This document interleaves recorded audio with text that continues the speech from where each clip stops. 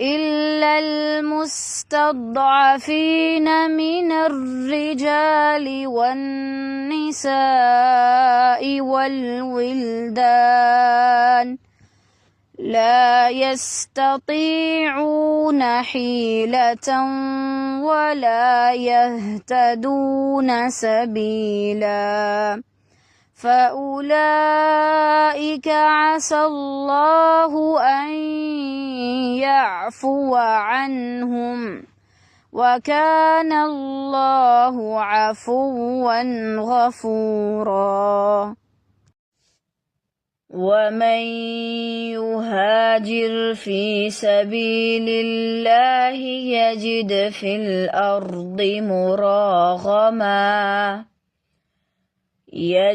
في الأرض مراغما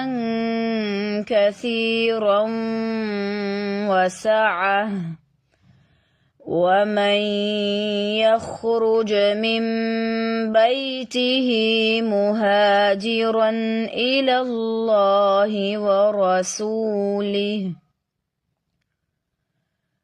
ثم يدركه الموت فقد وقع أجره على الله وكان الله غفورا رحيما. وإذا ضربتم في الأرض فليس عليكم جناح أن تقصروا من الصلاة إن خفتم أن يفتنكم الذين كفروا إن الكافرين كانوا لكم عدوا مبينا. وإذا كنت فيهم فأقمت لهم الصلاة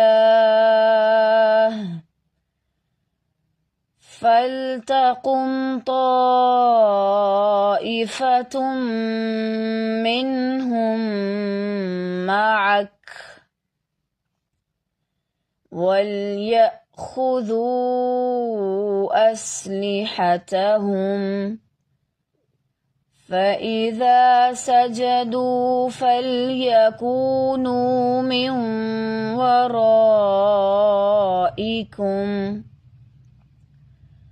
ولتأت طائفة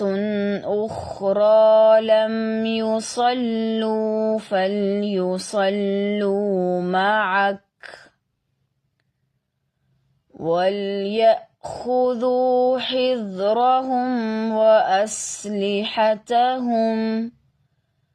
ود الذين كفروا لو تغفلون عن أسلحتكم وأمتعتكم فيميلون عليكم ميلة واحدة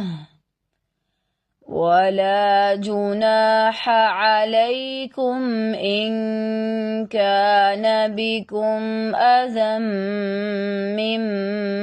مطر أو كنتم